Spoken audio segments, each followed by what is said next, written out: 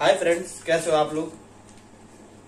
तो इससे पहले जो मैंने वीडियो बनाया था वो रेजिस्टेंस सर्किट के बारे में था, उसकी एक शॉर्ट ट्रिक थी। तो आज हमारा पार्ट 2 है उसका, कि मतलब हम किस प्रकार से एक कॉम्प्लिकेटिव सर्किट को हम किस प्रकार से इजीली सॉल्व कर सकते हैं। तो आज हम समझेंगे और किस प्रकार से उसे हम इम्प्लीमेंट करेंगे और देखेंगे कि किस प्रकार से हम बड़े से बड़े जो हमारा रेजिस्टेंस वाला एक सर्किट होता है उसे इजीली कैसे सॉल्व कर सकते हैं। तो इसके अंदर हम पढ़ेंगे दो मेथड पढ़ेंगे, हम दो मेथड को पढ़ेंगे। पहला मेथड हमारा होगा मिरर, ठीक है, और दूसरा होगा हमारा फोल्डिंग सिमेट्री। मतलब कि हम मिरर के माध्यम से सॉल्व करेंगे क्वेश्चन को, और किसके माध्यम से, फोल्डिंग के माध्यम से सॉल्व करेंगे। ठीक है, तो पहला हमारा जो होता है इसमें वो आता है मिरर सिमेट्री। ठीक है,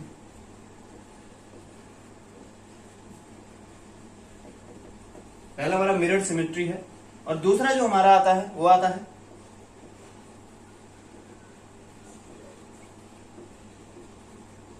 फोल्डिंग सिमेट्री। तो देखो, ये जो हमारे होते हैं ये दो मेथड हैं जिनके माध्यम से हम इजीली क्या करते हैं, जो रेजिस्टेंस वाले हमारे सर्किट होते हैं उन्हें इजीली क्या किया जाता है, सॉल्व किया जाता है। मिरर सिमेट्री के अंदर हम करंट का प्रयोग करते हैं, और जो हमारा फोल्डिंग सिमेट्री होती है इसके अंदर हम करते हैं पोटेंशियल का।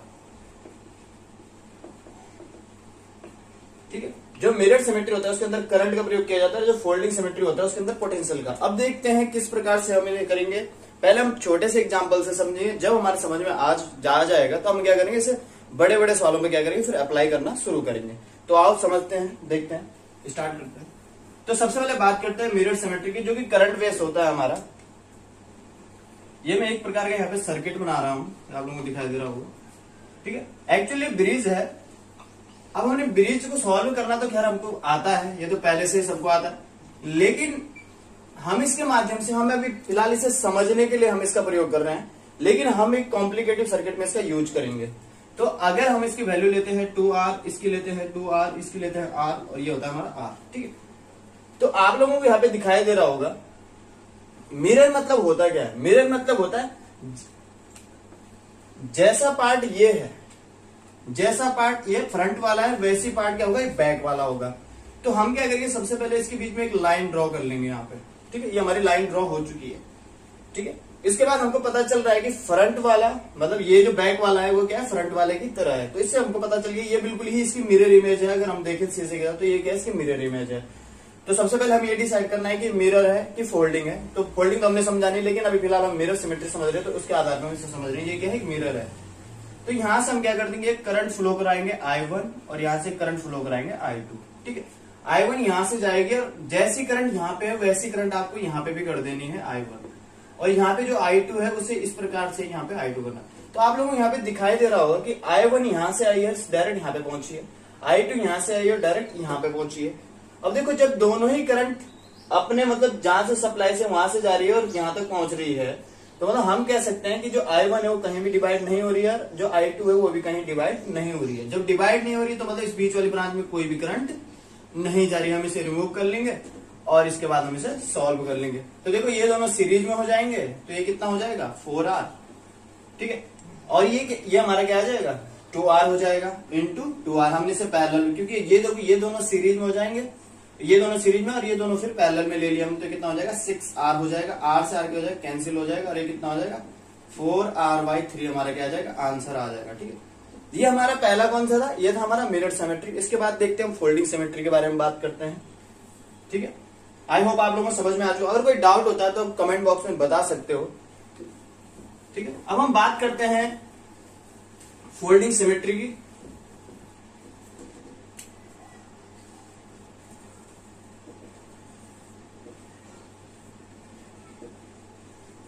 ठीक, अब हम बात करेंगे फोल्डिंग सिमेट्री की। तो देखो, फोल्डिंग सिमेट्री में क्या होता है, इसमें फोल्ड किया जाता है। देखते हैं हम डायग्राम से, आपको समझ में आ जाएगा। इसमें क्या होता है, ये R है, ठीक है, और इससे हमने क्या ले लिया है, 2R ले लिया है फिलहाल अभी, और ये हमारा क्या हो चुका है, ये R है, और ये क्या हो चुका है, 2R हो चुका है, और ये हमने बीच में एक रेजिस्टेंस लगाया है R। ठीक है, और देखो, मैंने कहा था ये सेम पोटेंशियल बेस होता है। इसका जो मेन प्रिंसिपल होता है वो क्या होता है, पोटेंशियल के हिसाब से करते हैं। जो पोटेंशियल होता है, क्योंकि पोटेंशियल क्या होता है, पैरेलल में क्या होता है, सेम होता है। अब देखो हम किस प्रकार फोल्डिंग सिमेट्री में क्या किया जाता है, अगर हम ए और बी के बीच में रेजिस्टेंस फाइंड करना है तो हम इसके बीच से एक लाइन ड्रॉ करते हैं इस प्रकार से, आप लोग दिखाई दे रहा होगा, अब देखो फोल्डिंग में क्या होता है, जैसा ये है वैसी ये है, मतलब अब सबसे पहले हम क्या करेंगे, ये जैसा ये है वैसी है, तो इससे हमको पता है, देखो ये मिरर नहीं है, क्योंकि मिरर में क्या होता है, जो ये वाला साइड होता है वो सेम होता है फ्रंट के साइड का, लेकिन यहाँ पे क्या है, जो ऊपर वाला है वो नीचे वाले की तरह है, जो ऊपर वाला है वो नीचे वाले की तरह है, तो ये क्या हो जाएगा, हमारा फोल्डिंग सिमेट्री हो जाएगा। अब सबसे पहले हम क्या करेंगे कि ये हमारा क्या है, सबसे पहले हम यहाँ पोटेंशियल क्रिएट करेंगे। देखो अब जितना पोटेंशियल यहाँ होगा x, क्योंकि ये भी शॉर्ट है तो यहाँ का क्या हो जाएगा, x हो जाएगा। जैसे पोटेंशियल यहाँ क्योंकि रेजिस्टेंस सेम है तो यहाँ का y होगा, तो यहाँ का y होगा। इसी प्रकार से यहाँ का z है तो यहाँ का भी क्या होगा, z होगा, क्योंकि शॉर्ट है तो दोनों ही सेम पोटेंशियल पे होंगे। यहाँ पे आ रहे हैं तो दोनों ही सेम पोटेंशियल पे होंगे। अब देखो सबसे पहले क्या होता है, जब पैरेलल में वोल्टेज सेम होती है तो क्या हो जाता है कि दोनों, अब देखो पोटेंशियल सेम का मतलब क्या हो गया कि दोनों की दोनों क्या है, पैरेलल में है। देखो वोल्टेज सेम कब होती है, जब दोनों ब्रांचें क्या होती हैं, पैरेलल में होती है, मतलब ये ब्रांच इसके पैरेलल में है, ये ब्रांच इसके पैरेलल में। हम इसे सॉल्व करते हैं, देखो ये इसके पैरेलल है, तो अब अगर हम इसे सॉल्व करते हैं तो किस प्रकार से होगा, ये हमारा क्या हो गया, पैरेलल में हमने इसे सॉल्व कर दिया है, तो ये कितना हो जाएगा, ये हो जाएगा R/2। ये हमने इसे पैरेलल में, क्योंकि पैरेलल में वोल्टेज क्या होती है, सेम होती है। अब देखो ये दोनों ही पॉइंट सेम पोटेंशियल पे हैं। अब देखो ये भी y है, ये भी y है। अब देखो जब कभी भी कोई चीज सेम पोटेंशियल पे होती है, ये दोनों ही पॉइंट सेम पोटेंशियल पे हैं, तो इस R में कोई भी करंट नहीं जाएगी, इसलिए हमें इसे क्या कर सकते हैं, यहाँ से रिमूव कर सकते हैं, क्योंकि सेम पोटेंशियल है, इसलिए हम इसे क्या कर देंगे, रिमूव कर देंगे, क्योंकि यहाँ पे जो रेजिस्टेंस है, क्योंकि रेजिस्टेंस में कोई भी करंट फ्लो नहीं होगी। अब बात करते हैं हम इसकी, ये भी क्या हो जाएगा, हाफ हो जाएगा, ये हो जाएगा कितना, 2 से हम इसे डिवाइड करेंगे, सेम रेजिस्टेंस है तो इसे 2 से डिवाइड कर दिया जाएगा, तो कितना आ जाएगा, R आ जाएगा। और इस प्रकार से हम अपना रेजिस्टेंस A और B पॉइंट के बीच में निकाल सकते हैं, कितना हो जाएगा, R/2 प्लस R, तो ये कितना हो जाएगा, 3R/2।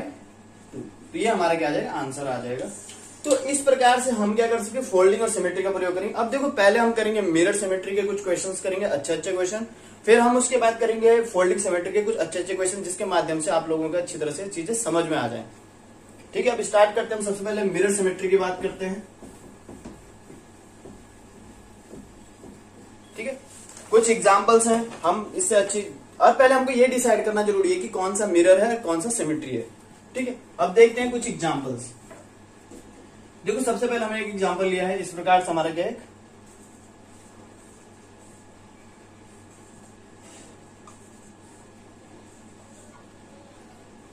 ये इस प्रकार से हो गया और ये हमने यहाँ पे कनेक्ट कर दिया है। ठीक है,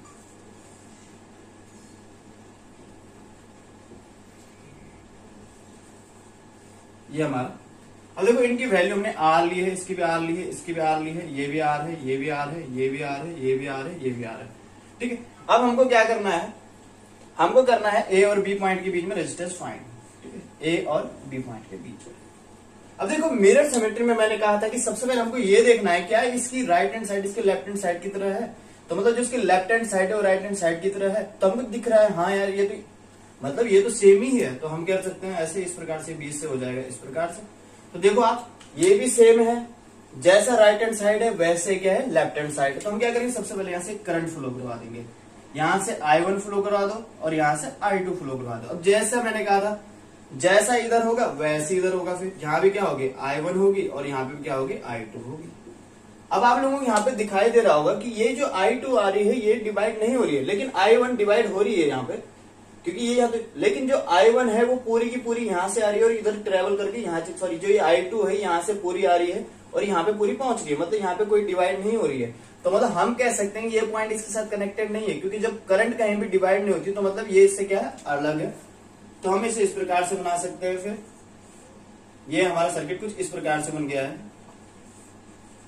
ठीक है, ये हमने इस प्रकार से इसको बना दिया है। अब देखो ये मैंने कहा था कि बीच वाली ब्रांच क्या नहीं है, इसके साथ कनेक्टेड नहीं है, तो हम इसे अलग कर देंगे। तो ये आप लोगों को यहाँ पे दिख रहा होगा, ये क्या है, अलग हो गई। अब देखो ये इजीली अब क्या हो जाएगा, सॉल्व हो जाएगा, क्योंकि ये क्या है, ये भी R है, ये भी R है, ये R है, ये R है, ये भी R है, ये भी R है, ये भी R है, ये भी R है। ठीक है, तो ये कितना हो जाएगा, 2R हो जाएगा। ठीक है, ये कितना हो जाएगा, 2R। अब अगर हम इसे सॉल्व करेंगे तो कितना आ जाएगा, 2R हो जाएगा। ठीक है, उसी प्रकार से ये भी क्या हो जाएगा, 2R हो जाएगा, और ये हमारा क्या आ जाएगा, R आ जाएगा। और ये भी आर आ जाएगा और ये भी क्या हो जाएगा 2r हो जाएगा। अब ऐसे आप इजीली सॉल्व कर सकते हो, ठीक है। तो ये आप लोगों को समझ में आ चुका होगा ए और बी पॉइंट के बीच में। अब देखो ये दोनों क्या है, पैरेलल है, तो ये कितना हो जाएगा r हो जाएगा। तो ये कितना हो जाएगा r हो जाएगा, क्योंकि दोनों ही ब्रांच पैरेलल में है, तो कितना हो जाएगा r हो जाएगा और ये भी r होगा और ये पहले से ही r था हमारा r और ये कितना हो जाएगा, ये हो जाएगा 2r, ठीक है। अब ये हमारे पॉइंट आ चुके हैं दोनों, ये टोटल कितना हो जाएगा 3r हो जाएगा, 3r पैरेलल 2r। तो हम इसे सॉल्व कर सकते हैं। ये हमारे यहाँ हो चुका है 3r पैरेलल 2r, तो कितना हो जाएगा 5r, r से r कैंसिल हो जाएगा तो कितना आ जाएगा 6r/5। तो इस प्रकार से हम इसे सॉल्व कर सकते हैं। तो ये आप लोगों ने देख लिया होगा, हमने 3r को क्या लिया, ये तीनों जुड़ के 3r हो गया, उसके साथ पैरेलल में 2r हो गया। तो इस प्रकार से हम इजीली क्या कर सकते हैं, इसे सॉल्व किया जा सकता है। तो सबसे पहले हमने क्या किया, यहाँ पे करंट फ्लो करवाई, तो हमने देखा कि I2 यहाँ पे कहीं पे डिवाइड हो रही, फिर हमने जब डिवाइड ही नहीं हो रही तो इसे हमने अलग कर दिया। फिर जब अलग किया उसके बाद हमने ये वाला सर्किट बनाया, तो ये वाले सर्किट में हमको पता चल गया ये इसके पैरेलल है, ये उनको हमने पैरेलल सॉल्व कर लिया। पहले पैरेलल सॉल्व किया तो कितना हो गया r हो गया, r के साथ ये फिर ये तीनों ही सीरीज में आ गए, फिर ये 2r हो गया, फिर हमने ए और बी के बीच में रेजिस्टेंस फाइंड कर लिया। तो इस प्रकार से हमने मिरर के माध्यम से, अब हम थोड़ा अच्छे अच्छे क्वेश्चन देखते हैं इसके बाद और, ठीक है। आई होप आप लोगों को समझ में आ गया होगा। अब हम एक क्वेश्चन और देखते हैं इसमें।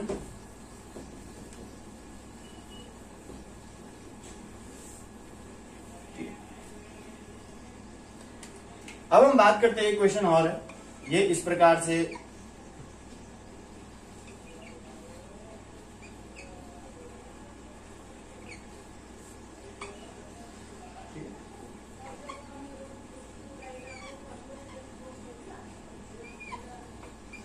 ये इस प्रकार से हमने यहाँ पे सर्किट बना दिया है और यहाँ पे हमको ए और बी के बीच में फाइंड करना है रेजिस्टेंस, ठीक है, ए और बी के बीच में। अब देखो ये हमारा, सबसे पहले हम क्या करेंगे, जो हमने, अब देखो इसमें सबसे पहले हम रेजिस्टेंस की वैल्यू रख लेते हैं। मान लेते हैं इसकी वैल्यू क्या है, आर हम रख लेते हैं, आर हो गया, ये भी आर है और ये भी आर है, ये भी आर है, ठीक है। अब देखो हम मिरर से कर रहे हैं, तो देखो आप जैसा ये है वैसी है, इसे हम फोल्डिंग और मिरर दोनों से कर सकते हैं। फिलहाल हमें भी मिरर से करेंगे इसे, तो मिरर में क्या होगा, जैसा पार्ट ये है वैसी पार्ट ये है। तो सबसे पहले हम क्या कर देंगे, यहाँ से करंट फ्लो करवा देंगे, I1 I2 और ये हो जाएगी I3, ठीक है। अब आप लोगों को वैसे ही करंट यहाँ पे ला देनी, ये कितना हो जाएगा I1 हो जाएगा, ये I2 हो जाएगा और ये कितना हो जाएगा I3 हो जाएगा। अब आप लोगों को दिखाई दे रहा होगा I3 यहाँ से पूरी की पूरी आ रही है यहाँ पे, वैसे I2 यहाँ से पूरी की पूरी पहुंच रही है यहाँ पे, और जो I1 है वो पूरी पूरी पहुंच रही है यहाँ पे। मतलब इससे जो बीच वाली ब्रांच है ये वाली, यहाँ पे कोई करंट जा ही नहीं रही है डिवाइड होके, न तो I3 डिवाइड होके जा रही है, न तो I2 न I1। तो मतलब हम इसे रिमूव कर सकते हैं। अब हम इसे जब यहाँ से इसको आप ऐसे रहने दो, क्योंकि फिर आप लोगों को काम में दिक्कत होगी, ठीक है। ये हमने यहाँ पे कर दिया, हम इसे अलग से बना लेते हैं। हमने इसे रिमूव कर दिया है, तो रिमूव करने के बाद डायग्राम किस प्रकार का हो जाएगा, इस प्रकार का, ठीक है। ये हमारे बीच वाली ब्रांच हो गई और ये हमारी ब्रांच हो चुकी है, और ये हमने ए और बी के बीच में रेजिस्टेंस फाइंड करना था। ये आर है, ये भी आर है, ये भी आर है, ये भी आर है, ये भी आर है और ये भी आर है, ठीक है। ये हमारे ए और बी। अब देखो ये 2r हो जाएगा, तो हम कह सकते हैं ये भी 2r हो जाएगा, ये भी 2r हो जाएगा और ये भी क्या हो जाएगा 2r हो जाएगा। तो हम कह सकते हैं कि ये तीनों ही क्या है पैरेलल में। जब देखो सेम वैल्यू होती है तो सेम वैल्यू से डिवाइड कर दिया जाता है, क्योंकि तीनों ही सेम है, तो हम कह सकते हैं 2r/3 हमारा क्या हो जाएगा, आंसर हो जाएगा।